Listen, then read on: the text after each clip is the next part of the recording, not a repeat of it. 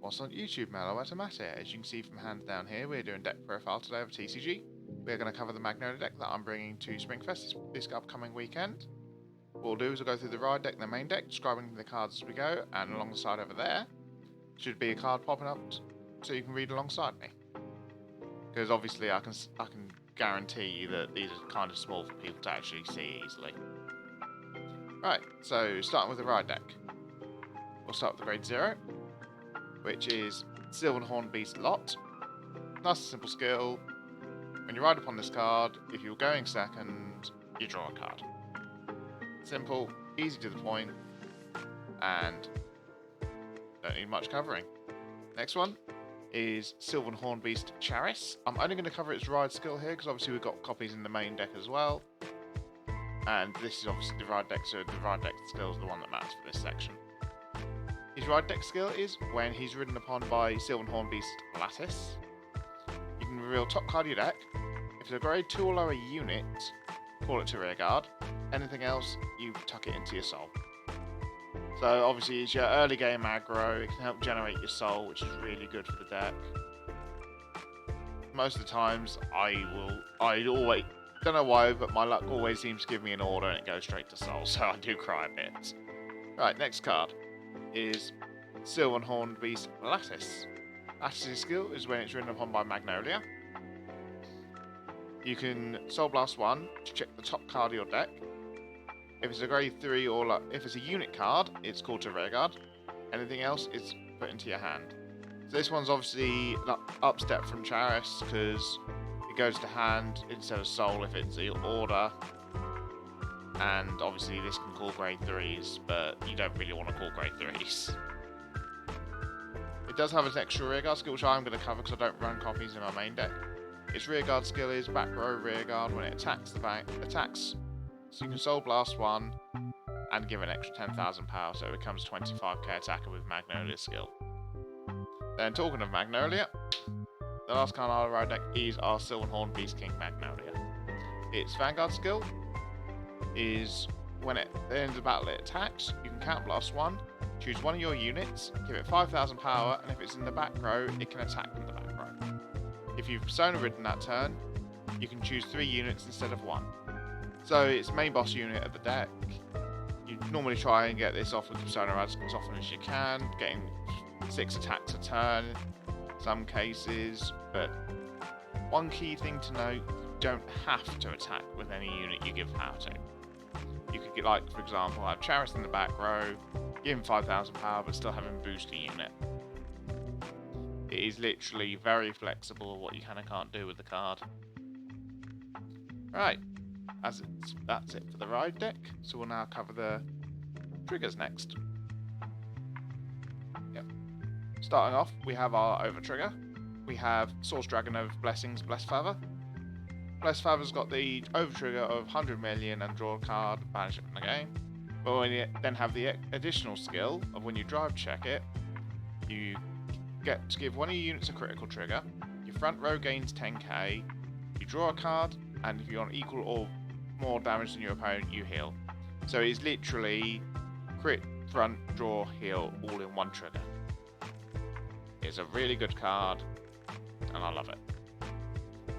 Then next we have 1, 2, 3, 4, 5.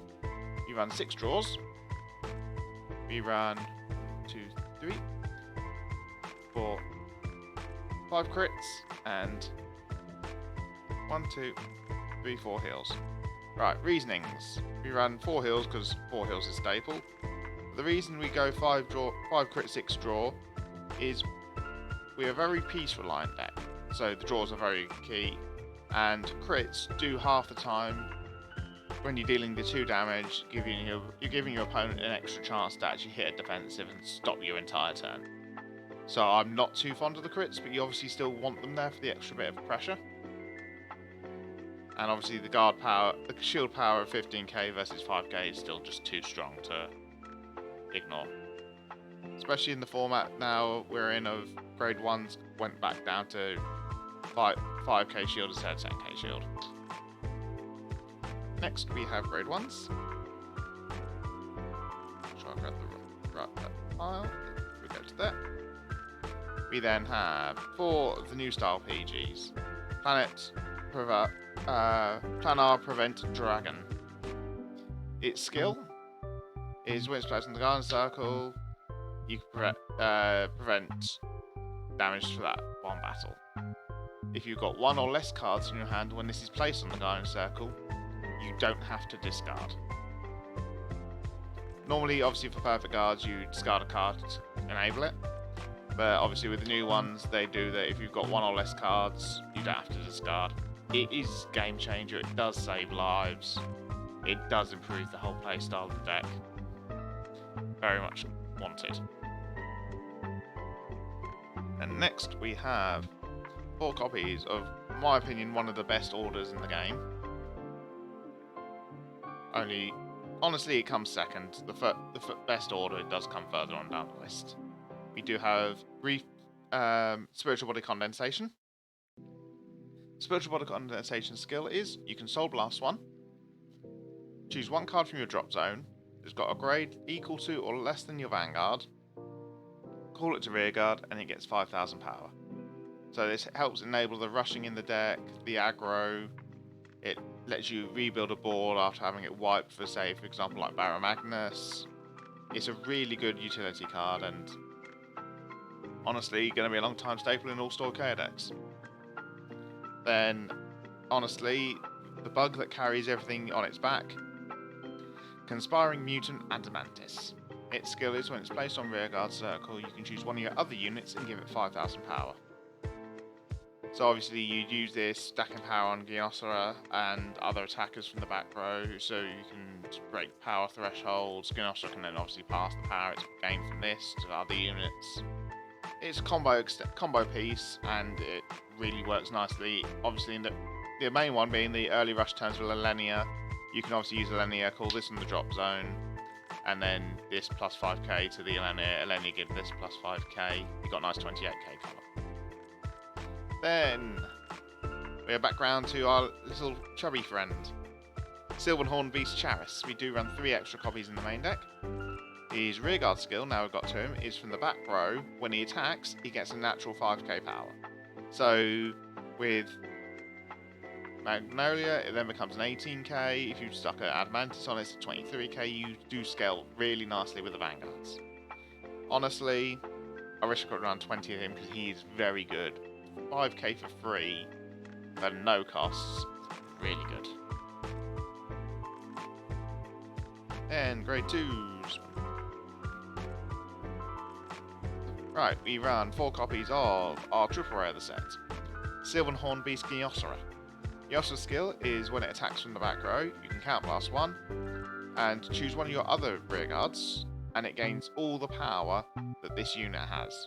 Including base power, trigger increases, skill power increases. I've honestly once obviously managed to over-trigger, putting the over-trigger onto Gynosera, and he then passed the 100 million onto another unit. So you can combo really well. There is no ceiling with this card. You can have so much fun. Honestly, it's going to be a long time staple. It might get reduced in numbers, because obviously we are a toolbox deck still. Because we can obviously choose our attackers which we want for the situations, but he will always be in the deck. Next, the linchpin of our early aggro rush, Spurring Maiden Elenia. Elenia's skill is when it's placed on rearguard from hand, you can Counter Blast 1 and Soul Blast 1, choose 1 grade 2 or lower from your drop zone, call it to rearguard, and give it plus 5k. So obviously as explained earlier with Adamantis, it creates a nice 28k column for the early rush games. It does also help out in the late game, because you can obviously use this to help rebuild a board from a Barrow Magnus field wipe or you've intercepted. It's free unit and it gets plus 5k to scale on top. It's really nice. Then obviously as I said, we've got the second best order earlier. We're now hitting the best order in the game in my opinion. Ghost Chase. Ghost Chase skill. It's a blitz order, so you play it during your opponent's battle phase when they're attacking. You play this card, choose one of your units, it gets 5,000 power. Then, which on its own, not too amazing. But the second part, then you can choose one of your other units that's not being attacked, return it to your hand, So literally, if you hit a trigger off your top checks with Charis and Lattice, you can use Alenia to call something back from the drop zone. In Spiritual Body Condensation brought something back from the drop zone. You can then put it back into your hand to then reuse for guarding. In like cases of triggers and PGs, you can actually bounce a Magnolia back to hand to Persona Ride with the following turn. You can bounce on Alenia Admantis to reuse their skills. There is so much potential in this card. It's honestly why, in my opinion, it's the best order in the game. And then the last 3 cards are the missing 3 copies of Magnolia, because obviously you want to Persona Ride. But that's it for the deck profile. We'll cut to Future Me, who's done the tournament, and we'll give you a tournament report and let you know how we go. Future Me back. Right, tournaments have happened, both EU and NA. We're going to break them both down. I'm going to do the top 8 breakdown as well at the end of it, so we can cover all the details. Right, starting off with my EU run. First round, I got paired against Prison. Was a brand new player. You could tell from how it was just a trial deck with a few odd upgrades. He'd got commons and rare wise. I didn't see a single one of the triple rares. Didn't see any of the double rares. But going through, I've tested this Prison matchup a lot, which I'm very grateful for the help for. I know to keep my hand high, keep the field low, and just Persona Ride, forcing numbers through, and then just dropping my hand when I know I can win. Thankfully, I did manage to open double Magnolia to help that out. I did reach 14 cards in hand before starting to do my push, which I was really grateful for, and we ended up winning. Round 2, we get paired against Bruce.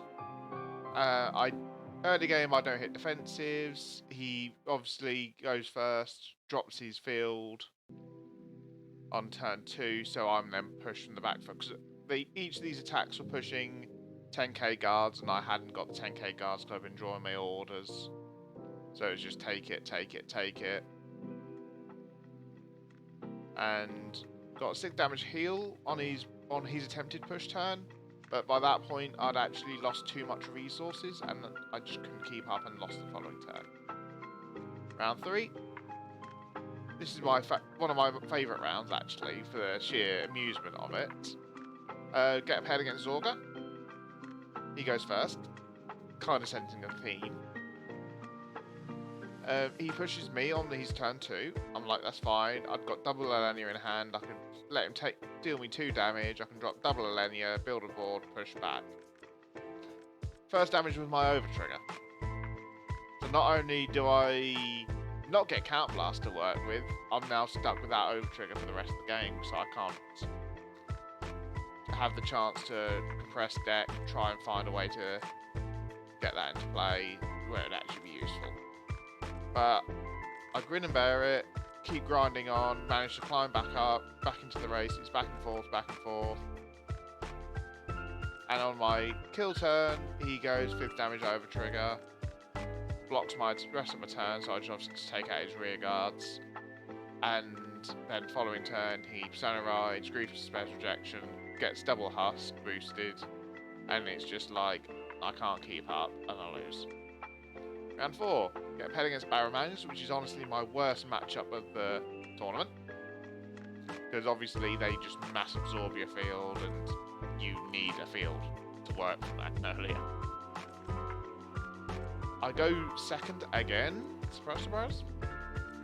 But I managed to get a mass rush on turn 2, because I let him damage me. This time it didn't get over-triggered. Got 2 damage, dropped double Alenia, made the Alenia Admantis column that the deck's known for, along with Alenia with calling Cardfight Vanguard. We had a really good board presence. Whittling his hand down. He did whiff the 15 soul till the final turn, which was like turn 5, turn 6, so he was too late at that point. He decided to be greedy. So on his back, he swings rear guards first, which is obviously what they'll do. So obviously I intercepted that Ghost Chase, so I could mitigate how many rear guards I was losing to being stuck in soul, and I could keep my hand up to obviously cool more stuff down next turn. He then swings Vanguard. I give him a 2 to pass. First check, he drive checks a crit trigger. Sensible option, he's on 6 cards in deck. He should be I'm sitting on 4 cards in hand. Sensible option would be to put them to the rear guards, because obviously he called double Deep Sonica out. But he decides to give it to the Vanguard, second checks away if I manage to guard both sides and live the turn, so I then next turn draw, Persona Ride, and just kill him. He's on response, so it's a win against Barrow Magnus. So at this point 2-2. I'm very much on the win or out. And we then get Bruce for round 5. And unsurprisingly, I went 5th for the 5th time in a row.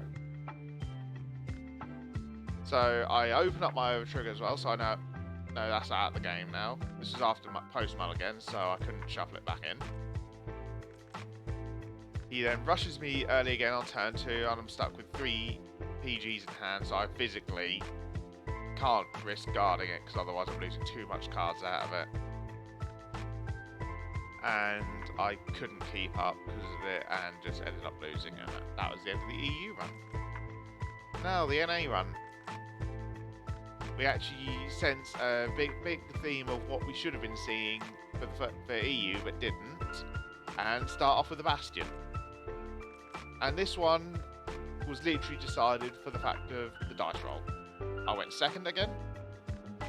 Yep, this is literally how my day went.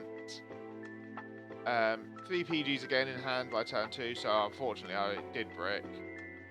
But I still kept up, but he kept getting defensives on my push turns, so I couldn't aggro like I'd wanted to. And a bit back and forth, but he does end up winning.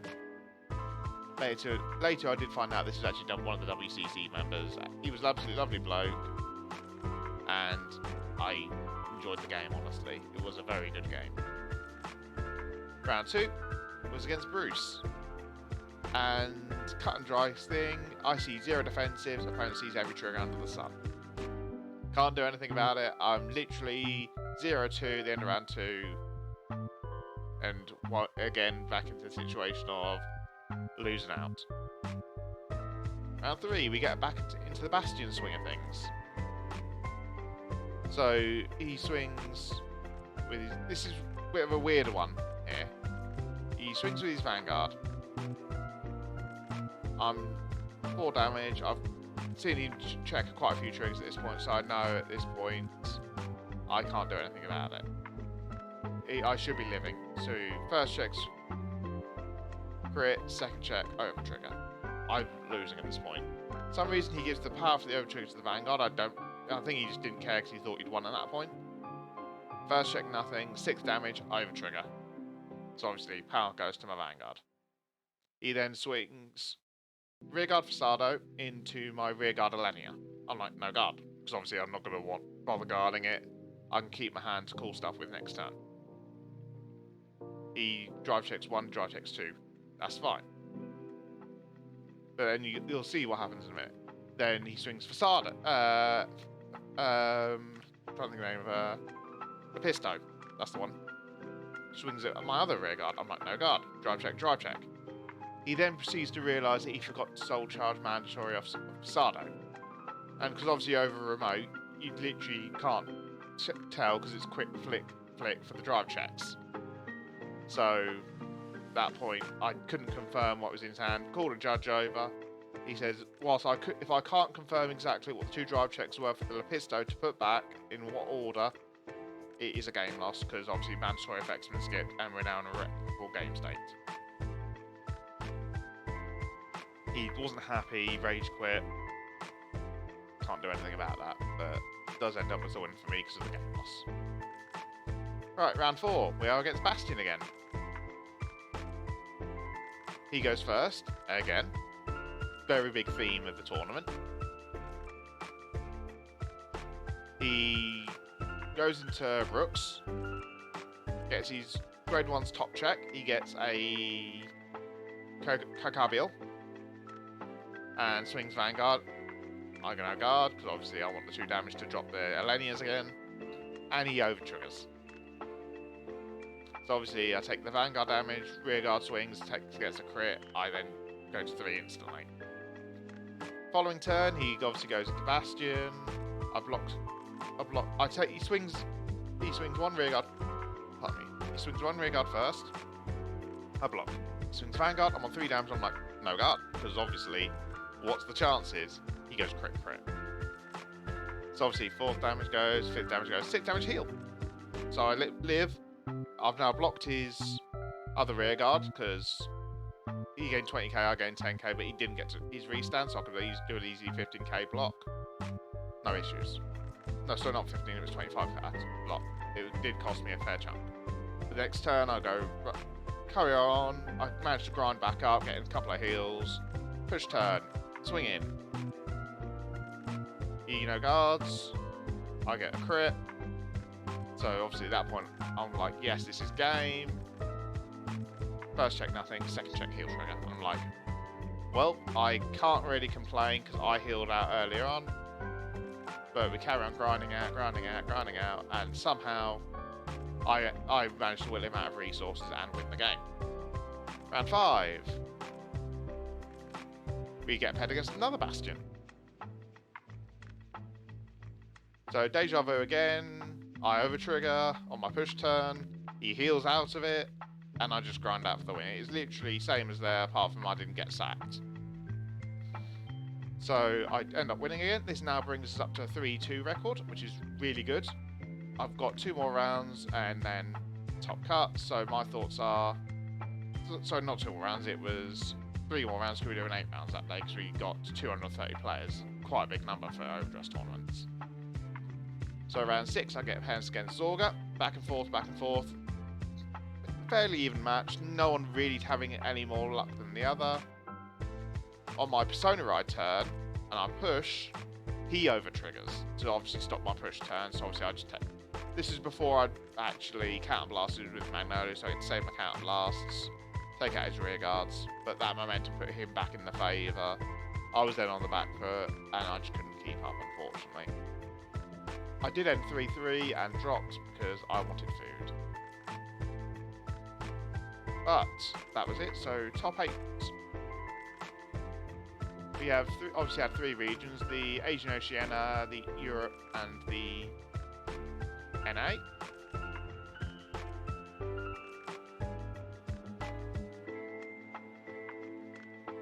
For Asia Oceania, top 8 consisted of 4 Bastions, 2 Orphists, 1 Zorga, and 1 Barrow Magnus. So obviously you can see Bastion was the main deck going into it. We did have the nice Barrow Magnus was expected. Orphist is the really big surprise factor, which was really nice. And obviously Zorga, it's same sort of power level as Barrow Magnus. It was half expected to be top 10. But then first, second, and third was Bastion. That's how fun the Asian Oceania one was. But this now flips on its head when we get to EU, 5 Bastions. We're in top 8, followed by 2 Bruces and another Orphist. So Orphist is actually proving its effort in here. It's really doing well in the results. Top cut for that was, first place was Bruce, of all things. It actually managed to beat out the Bastions, which was really nice. Second place was Bastion, and third place was Bastion. So Bastion still proving it's got the strength to keep up, but Bruce did end up winning this one. And then, this is the one that personally was my favourite. America. We have 5 Bastions. Again, that's how bad it was. 2 Bruces and a Magnolia. Magnolia finally proved its effort and made a top 8. And the top 3 results are even better. First place, Bruce. Second place, Bruce. Third place, Magnolia. So, no Bastions made the top 8. The Magnolia keeps them in check really well. It did get paired, obviously, top 4. It did end up versus the Bruce, not the Bastion. So, obviously, Bruce does have the bit better matchup versus Magnolia, so it is going to win. But, obviously, in the third, fourth matchup, it got to get paired against Bastion again, and you literally have a field day. But no, those are the ends of the results. Overall, we knew Bastion was going to be the top deck going into this. Did kind of expect to see some Overdress Nirvanas, but we didn't. Expected to see a few more Zorgas in the top cuts, but honestly, overall, it was a very good weekend. But that's it for this video. If you'd like to like, comment, subscribe, it very much does help out. Please let me know how you got on with your experience over the standard format. I didn't take part in the B Premium or Premium because I don't have decks for them. But if you want to let me know how you got on them, you're all willing to do so, and I'll catch you guys in the next video. Bye bye!